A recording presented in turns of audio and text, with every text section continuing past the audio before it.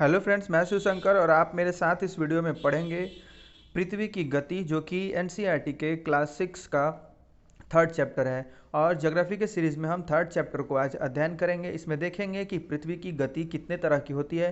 तो जैसा कि आप जानते हैं कि पृथ्वी की गति दो तरह की होती है, ठीक है, घूर्णन और परिक्रमण। तो पूरा हम इसकी गति को स्टडी करेंगे और देखेंगे कि क्या होता है। तो जैसा कि आप जानते हैं कि पृथ्वी की गति दो प्रकार की है, ठीक है, और घूर्णन एवं परिक्रमण। तो पृथ्वी का अपने अक्ष पर घूमना घूर्णन कहलाता है। घूर्णन क्या कहलाता है? तो जब पृथ्वी अपने अक्ष पर घूमती है तो इस तरह से जो गति होता है उसको क्या कहते हैं? हम घूर्णन गति कहते हैं, ठीक है। अब देखते हैं कि सूर्य के चारों ओर एक स्थिर कक्ष में पृथ्वी की गति को परिक्रमण कहते हैं हम। वो यानी कि जो परिक्रमा करती है पृथ्वी, क्या है कि सौरमंडल के बारे में हम पहले पढ़ चुके हैं और इसमें हमने देखा है कि सूर्य स्थिर है और इसके चारों तरफ क्या करते हैं, जो 8 ग्रह हैं, सौरमंडल के जो ग्रह हैं वो क्या करते हैं, इसकी परिक्रमा करते हैं। सबका अपना अपना क्या है, एक कक्ष है, एक कक्षा है। उसमें क्या है कि पृथ्वी भी अपने कक्षा पे क्या करती है, उसकी परिक्रमा करती है सूर्य की। तो वह जो गति है वह क्या कहलाता है? परिक्रमण गति है। अब पृथ्वी का अक्ष एक काल्पनिक रेखा है। पृथ्वी का अक्ष क्या है? एक काल्पनिक रेखा है, यानी कि इसको हमने बस मान लिया है। अब जो इसके कक्षीय सतह से 66.5 डिग्री का कोण बनाती है, ठीक है, ये हम पढ़ चुके हैं। वह समतल जो कक्ष के द्वारा बनाया जाता है उसे हम कक्षीय समतल कहते हैं। यानी कि वह ऐसा जो कक्ष, समतल कक्ष जो ये बनाया जाता है, इसके द्वारा, कक्ष के द्वारा बनाया जाता है, वह समतल जो इसके कक्ष के द्वारा बनाया जाता है उसको हम क्या कहते हैं? उसका कक्षीय समतल कहते हैं, हम उसे कक्षीय समतल कहते हैं। अब पृथ्वी का आकार गोले के समान है, ठीक है, इसलिए एक समय में सिर्फ इसके आधे भाग पर ही सूर्य की रोशनी प्राप्त होती है। सूर्य आधे भाग को ही प्रकाशित कर पाता है। एक गोले को मान लेते हैं, ये ऐसी पृथ्वी है हमारी, और यहाँ से ये सूर्य निकलता है, सूर्य की रोशनी इस पर पड़ती है, तो यह क्या करेगा? केवल इसके इसी पार्ट को क्या करेगा? रोशनी देगा। ये जो भाग होता है इसका छुप जाता है, इसको रोशनी नहीं मिल पाती है। तो इस प्रकार से क्या होता है? दिन और रात होते हैं। तो अब हम देखते हैं कि इसका क्या है कि आकार गोल होने के कारण सिर्फ इसका एक ही भाग जो होता है वह रोशनी में रहता है। अब सूर्य की ओर वाले भाग में दिन होता है, जबकि दूसरे भाग में क्या होता है? रात होता है, वहाँ रात होती है। अब देखते हैं कि ग्लोब पर वह वृत्त जो दिन तथा रात को विभाजित करता है उसे हम क्या कहते हैं? प्रदीप्त वृत्त कहते हैं। उस वृत्त को हम प्रदीप्त वृत्त कहते हैं जो दिन और रात में विभाजित करता है, ठीक है। अब हम देखते हैं आगे, हम लोग जो उसका चित्र देखेंगे उसमें आपको स्पष्टतया ये सब बातें समझ में आ जाएंगी। अब हम देखते हैं कि ये कक्षीय तल क्या होता है, परिक्रमण किसको कहते हैं और घूर्णन किसको कहते हैं, ये सारा कुछ हम समझ गए। अब कक्षीय तल को आप बढ़िया से समझ लेंगे कि इसका क्या होता है कि वह समतल होता है। वह समतल जो कक्ष के द्वारा बनाया जाता है उसे हम क्या कहते हैं? कक्षीय समतल कहते हैं। और ये प्रदीप्त वृत्त क्या होता है? तो ग्लोब पर वह वृत्त जो दिन तथा रात को विभाजित करता है उसको हम प्रदीप्त वृत्त कहते हैं। अब हम यहाँ क्या देखते हैं कि पृथ्वी अपने अक्ष पर, ठीक है, पृथ्वी अपने अक्ष पर एक चक्कर पूरा करने में लगभग 24 घंटे का समय लेती है। घूर्णन के समय काल को पृथ्वी दिन कहा जाता है। यह पृथ्वी की दैनिक गति है, ठीक है, यानी कि एक चक्कर पूरा करती है पृथ्वी अपने अक्ष पर, वो होता है 24 घंटा, यही इसका दैनिक गति कहलाता है। और यह जो घूर्णन का समय होता है यह पृथ्वी दिन कहलाता है, यानी कि पृथ्वी पर यह 24 घंटे का एक दिन होता है। अब हम क्या देखते हैं कि पृथ्वी के अक्ष का झुकाव तथा कक्षीय तल, ये अक्ष का इसका झुकाव कितना है? तो अक्ष का इसका झुकाव है 23 डिग्री, 23.5 डिग्री, ठीक है। तो यहाँ हम देखते हैं कि ये इसका मेन होना चाहिए यहाँ से यहाँ तक, लेकिन ये सीधा ना होकर के क्या है, एक तरह से ये झुकी हुई है 23.5 डिग्री, ठीक है। आप यहाँ देख सकते हैं कि ये 23.5 डिग्री झुकी हुई है, ठीक है, उत्तर ध्रुव। अब हम ये जो आपका होता है इसके बीच का जो आपने एक काल्पनिक लंब खींचा है, ठीक है, समतल, वो क्या है? पृथ्वी के कक्षीय समतल पर लंब है। और ये जो 66.5 डिग्री का है यह पृथ्वी का कक्षीय समतल है, ठीक है, यानी कि यहाँ से जो ये बनता है यही क्या होता है? कक्षीय समतल होता है। तो अब हम देखते हैं कि ये घूर्णन के समय पृथ्वी पर दिन रात, यानी कि हम क्या देखते हैं कि पृथ्वी का एक हिस्सा ही सिर्फ क्या करता है? वो सूर्य से रोशनी प्राप्त करता है, ठीक है। ये जो हिस्सा यानी कि बांटता है, दिन और रात के क्षेत्र में बांटता है, उसको हम क्या कहते हैं? प्रदीप्त वृत्त कहते हैं, ठीक है। तो इसको हमने देखा कि कैसे दिन और रात में अंतर हो जाता है इसके परिक्रमण, इसके गति के कारण। ठीक है, अब हम देखते हैं, क्या आप जानते हैं प्राचीन भारतीय खगोलज्ञ आर्यभट्ट ने बताया था कि पृथ्वी गोल है और अपने अक्ष पर घूर्णन करती है। ये हम जानते हैं कि बहुत पहले आर्यभट्ट ने ऐसा बता दिया था हमें। अगर पृथ्वी घूर्णन नहीं करे तो क्या होगा? तो ये ऐसा होगा कि सूर्य के तरफ वाले भाग के, सूर्य के तरफ जो आने वाला भाग होता है उसमें हमेशा दिन ही रह जाएगा, और जो भाग जो है वो सूर्य के विपरीत पड़ता है, यानी कि उस पर सूर्य की रोशनी नहीं पड़ती है, तो वह क्या होगा? अंधेरा रह जाएगा। और जिस पर सूर्य की रोशनी आती है वह भाग क्या हो जाएगा? गर्म, लगातार वहाँ पे गर्मी होगी। और जो भाग अंधेरे में रह जाएगा, यानी कि वहाँ क्या होगा?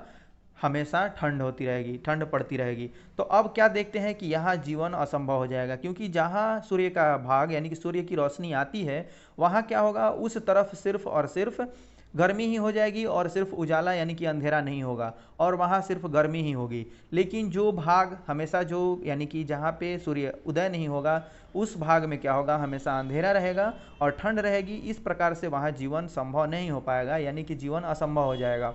अब हम देखते हैं कि पृथ्वी की दूसरी गति जो सूर्य के चारों ओर कक्ष में होती है उसे परिक्रमण कहा जाता है। ठीक है, यानी कि एक तो है परिक्रमण और एक है परिभ्रमण। ठीक है, यानी कि ये परिक्रमा करती है और एक अपने अक्ष पर घूमती है।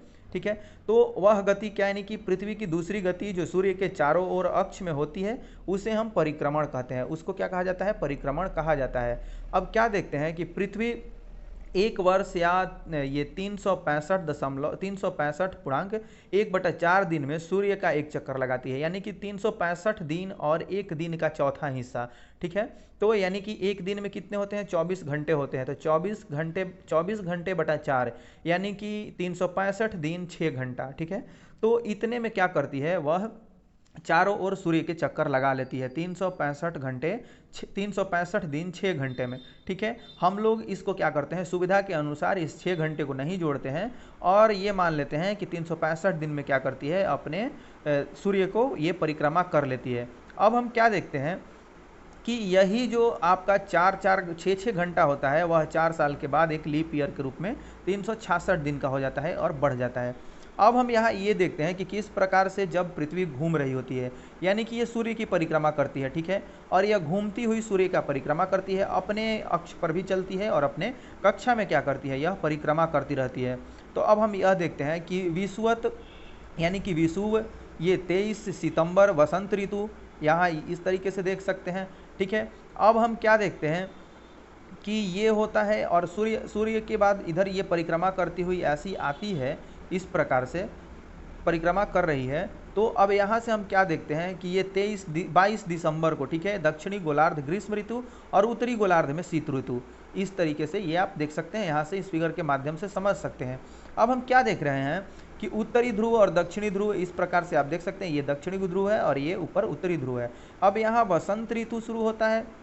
ठीक है, और यहाँ आप देख सकते हैं कि ये 21 मार्च को, ठीक है, क्या होता है? वसंत ऋतु प्रारंभ होता है। अब हम क्या देखते हैं कि यहाँ यानी कि उत्तरी गोलार्ध में ग्रीष्म ऋतु, उत्तरी गोलार्ध में ग्रीष्म ऋतु यानी कि उत्तर अयनांत जो होता है वह 21 जून को, ठीक है, दक्षिणी गोलार्ध में इस टाइम क्या होता है कि शीत ऋतु होती है। ठीक है, तो इस तरीके से आप गोलार्ध को समझ सकते हैं। ये सीधा इस तरीके से नहीं है पृथ्वी, ऐसे इसमें लंब नहीं है। आप इसमें देखेंगे कि एक तिरछी रेखा है, इस प्रकार से यह उत्तरी ध्रुव होता है और यहाँ एक दक्षिणी ध्रुव होता है। वह 23.5 डिग्री का जो झुकाव है वो स्पष्ट देखने को मिलता है। ठीक है, तो अब हम क्या देखते हैं कि 4 वर्ष में प्रत्येक वर्ष के बचे हुए 6 घंटे मिलकर एक दिन यानी कि 24 घंटे के बराबर हो जाते हैं। इसके अतिरिक्त दिन में फरवरी के महीने में जोड़ा जाता है। एक दिन को क्या किया जाता है, इसके अतिरिक्त दिन को क्या करते हैं हम, जो 24 घंटा होता है 4 साल के बाद 6 घंटा मिलकर, उसको क्या करते हैं हम फरवरी के माह में जोड़ देते हैं और जो फरवरी होता है वह 29 दिन का हो जाता है। ऐसा वर्ष जिसमें 366 दिन होता है उसे हम क्या कहते हैं? लीप ईयर कहते हैं, यानी कि लीप वर्ष कहते हैं। ठीक है, अब आपको क्या करना है, ध्यान दीजिए कि ध्यान देना है कि पृथ्वी क्या है, पूरे अक्ष में एक ही दिशा में झुकी हुई है। पूरे कक्ष में क्या है कि वह एक दिशा में झुकी हुई है। अब सामान्यतः एक वर्ष को गर्मी, सर्दी, वसंत एवं शरद ऋतुओं में बांटा जाता है। अब ऋतुओं में परिवर्तन सूर्य के चारों ओर पृथ्वी की स्थिति में परिवर्तन के कारण होता है। यह किस लिए होता है? परिवर्तन के कारण होता है। ऊपर हमने देखा है इस बात को। अब हम देखते हैं कि आप देखेंगे कि 21 जून को उत्तरी गोलार्ध सूर्य की तरफ झुका है। ठीक है, उत्तरी गोलार्ध जो क्या है 21 जून को सूर्य की तरफ झुका है। सूर्य की किरणें कर्क रेखा पर सीधी पड़ती हैं। यहाँ आप देखते हैं कि ये जो 21 जून है वह उत्तरी गोलार्ध सूर्य की तरफ झुका हुआ है। ठीक है, अब सूर्य की किरणें क्या हैं कि सीधी पड़ रही हैं इस पर। ठीक है, इस प्रकार से इस भाग में क्या होगा? गर्मी होगी। ठीक है, इसमें इस भाग में क्या होगा? बहुत गर्मी होगी। और ये आप जो दक्षिणी ध्रुव है इसका, उसमें देखेंगे कि वो सूर्य से ओझल है, सूर्य की रोशनी उस पर नहीं पड़ रही है। इस भाग में इसलिए क्या होता है? शीत ऋतु होती है, यानी कि ठंड होता है। ठीक है, तो अब देखते हैं कि किस प्रकार से ठंड होता है। तो सूर्य के सारा क्या है? रोशनी के ऊपर ही डिपेंड करता है। सूर्य से ही हमारी पृथ्वी क्या करती है? ताप और ऊष्मा लेती है, ग्रहण करती है। ठीक है, तो अब हम क्या देखते हैं कि इसके परिणाम स्वरूप क्या होता है कि इन क्षेत्रों में ऊष्मा अधिक प्राप्त होती है और ध्रुवों के पास वाले क्षेत्रों में कम ऊष्मा प्राप्त होती है। जो ध्रुव होते हैं वहाँ पर क्या होता है? कम ऊष्मा प्राप्त होता है, इसलिए वहाँ पे क्या होती है? ठंड होती है। वहाँ किरणें तिरछी पड़ती हैं। उत्तर ध्रुव सूर्य की तरफ झुका होता है तथा उत्तरी ध्रुव रेखा के बाद वाले भाग पर लगभग 6 महीने तक लगातार दिन रहता है। ठीक है, यानी कि जो भाग हमें दिखता है उत्तरी ध्रुव का, वहाँ पे क्या होता है? 6 महीने लगातार दिन होता है। और जहाँ पे नहीं पड़ती है सूर्य की रोशनी, वहाँ क्या होता है? 6 महीने लगातार रात रहता है। ठीक है, तो ये जो भाग है कहाँ देख रहे हैं आप? झुका हुआ है। तो यहाँ पर इस उत्तरी ध्रुव पर क्या है कि 6 महीना इस स्थिति में हमेशा दिन बना रहेगा। ठीक है, और क्या देखते हैं कि ये भाग जो इधर है, इस भाग में क्या होता है? हमेशा रात होती है। यानी कि दक्षिणी गोलार्ध में इस समय क्या होता है? हमेशा दक्षिणी ध्रुव पर हमेशा क्या होता है? रात ही रहेगा 6 महीने तक। ठीक है, इस प्रकार से दिन और रात का ये चक्र जो है 6-6 महीना का चलते रहता है। अब 21 जून को इन क्षेत्रों में सबसे लंबा दिन तथा सबसे छोटी रात होती है। ठीक है, 21 जून को ही क्या हम देखते हैं कि इस क्षेत्र में सबसे लंबी क्या होती है? सबसे लंबा दिन होता है और सबसे छोटी रात होती है। पृथ्वी की इस अवस्था को उत्तर अयनांत हम कहते हैं, उत्तर अयनांत कहते हैं। अब 22 दिसंबर को दक्षिण ध्रुव के सूर्य की ओर झुके होने के कारण अब 22 दिसंबर को क्या देखते हैं हम कि इसका दक्षिण ध्रुव क्या होता है? सूर्य की ओर झुका रहता है। ठीक है, सूर्य की ओर झुके होने के कारण मकर रेखा पर सूर्य की किरणें सीधी पड़ती है। हम यह देखते हैं कि ये इसका क्या होता है? 22 दिसंबर को इस स्थिति में क्या होता है कि अब हम देख रहे हैं कि इसका दक्षिणी ध्रुव, ठीक है, यानी कि ये जो ध्रुव है यह सूर्य की तरफ है और उत्तरी ध्रुव क्या है? इससे झुक जाता है, मतलब ज़्यादा झुकने के कारण ये अलग हो जाता है। तो इस क्षेत्र में क्या होता है? अब आपको ठंड हो जाएगी। ये जो क्षेत्र है 22 दिसंबर का क्षेत्र में क्या होगा? उत्तरी गोलार्ध में ठंड और फिर दक्षिणी गोलार्ध में क्या होगा? आपको गर्मी होने लगेगी। और उत्तरी ध्रुव जो है, ठीक है, वहाँ पे क्या होगा? फिर 6 महीने के लिए रात हो जाएगी। ठीक है, इस प्रकार से दिन और रात का ये जो चक्रण है वह चलता रहता है 6-6 महीना दोनों ध्रुवों पर। ठीक है, और इस स्थिति में क्या हम देखते हैं कि इसके ठीक विपरीत स्थिति उत्तरी गोलार्ध में होती है। पृथ्वी की इस अवस्था को हम क्या कहते हैं? दक्षिण अयनांत कहते हैं, यानी कि उत्तर अयनांत और फिर दक्षिण अयनांत, इस प्रकार से होता है। अब क्या आप जानते हैं कि ऑस्ट्रेलिया में ग्रीष्म ऋतु में क्रिसमस का पर्व मनाया जाता है? ठीक है, यानी कि आप ये जानते हैं कि ऑस्ट्रेलिया में क्या होता है? ग्रीष्म ऋतु में क्या मनाया जाता है? क्रिसमस मनाया जाता है। ऑस्ट्रेलिया कहाँ है? तो ऑस्ट्रेलिया है दक्षिण ध्रुव में। ठीक है, और क्रिसमस कब मनाया जाता है? तो ये मनाया जाता है 25 दिसंबर को। और आप देख रहे हैं कि 22 दिसंबर को यहाँ पे दक्षिण अयनांत यानी कि दक्षिण ध्रुव में, दक्षिण गोलार्ध में जो क्षेत्र पड़ने वाले हैं वहाँ क्या होगा? वहाँ गर्मी शुरू हो जाती है। ठीक है, तो यानी कि जो ऑस्ट्रेलिया है वहाँ पर ग्रीष्म ऋतु में ना मना करके क्या होता है, यानी कि जो आपका ये ठंड में ना मना करके गर्मी में, ग्रीष्म ऋतु में वहाँ क्रिसमस मनाई जाती है, शीत ऋतु में ना मना करके। ठीक है, तो इस प्रकार हम देखते हैं कि 21 मार्च एवं 23 दिसंबर को सूर्य की किरणें विषुवत वृत्त पर सीधी पड़ती है। 21 मार्च को एवं 23 दिसंबर को क्या होता है? सूर्य की किरणें विषुवत वृत्त पर सीधी पड़ती है। इस अवस्था में कोई भी ध्रुव सूर्य की ओर नहीं झुका होता है। क्या होता है? इस दिन को कोई भी इसका ध्रुव जो होता है वह सूर्य की तरफ नहीं झुका होता है, इसलिए पूरी पृथ्वी पर रात एवं दिन बराबर होते हैं। ठीक है, 21 मार्च एवं 23 सितंबर को 21 मार्च को और 23 सितंबर को आप यह याद रखेंगे कि इस दिन दिन और रात बराबर होता है। 21 मार्च एवं 23 सितंबर को सूर्य की किरणें विषुवत वृत्त पर सीधी पड़ती है। विषुवत वृत्त हमने पीछे देख चुके हैं, हमने क्या किया है, पिछले क्लास में इसको स्टडी कर लिया है कि विषुवत वृत्त क्या होता है। अब 21 मार्च और 23 सितंबर को सूर्य की किरणें विषुवत वृत्त पर सीधी पड़ती है। इस अवस्था में कोई भी ध्रुव सूर्य की ओर झुका नहीं होता है, ठीक है, सूर्य की ओर नहीं झुका होता है, इसलिए पूरी पृथ्वी पर रात एवं दिन बराबर होते हैं। इसे हम विषुव कहते हैं। इसे क्या कहा जाता है, विषुव कहा जाता है। अब 23 सितंबर को उत्तरी गोलार्ध में शरद ऋतु होती है, जबकि दक्षिणी गोलार्ध में वसंत ऋतु होती है। 23 सितंबर को, ठीक है, 23 सितंबर को क्या होती है, उत्तरी गोलार्ध में शरद ऋतु एवं दक्षिणी गोलार्ध में वसंत ऋतु। 21 मार्च को स्थिति इसके विपरीत हो जाती है और उत्तरी गोलार्ध में वसंत ऋतु तथा दक्षिणी गोलार्ध में शरद ऋतु होती है, ठीक है। तो इस प्रकार से आप इसको समझ लें।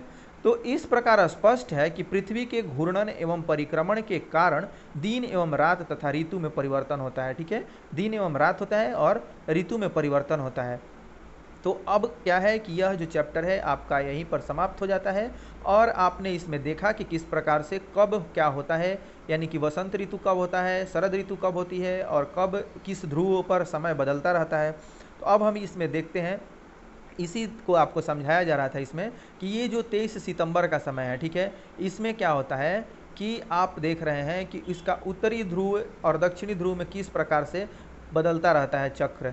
इसमें क्या होता है, शरद ऋतु और वसंत ऋतु, शरद ऋतु और ग्रीष्म ऋतु, फिर वसंत ऋतु, इन सभी का चक्रण कैसे बदलते रहता है। अब यहाँ देख रहे हैं कि इस क्षेत्र में क्या है, 22 दिसंबर के बाद उत्तरी गोलार्ध में आपका शुरू हो जाता है शीत ऋतु, ठीक है, और ये आपका इधर दक्षिणी गोलार्ध में, दक्षिणी ध्रुव में क्या हो जाता है, दक्षिणी गोलार्ध में, और दक्षिणी गोलार्ध में ग्रीष्म ऋतु हो जाता है, ठीक है। तो इस प्रकार से ये सारा घूर्णन और परिक्रमण के कारण ही पृथ्वी का पूरा चक्र बदलता रहता है। आपने बहुत ही ध्यान से और एकाग्रता से इस पूरे लेसन को देखा है, पढ़ा है और समझा है। आपका बहुत बहुत धन्यवाद। मिलते हैं नेक्स्ट वीडियो में। Thanks for watching this video.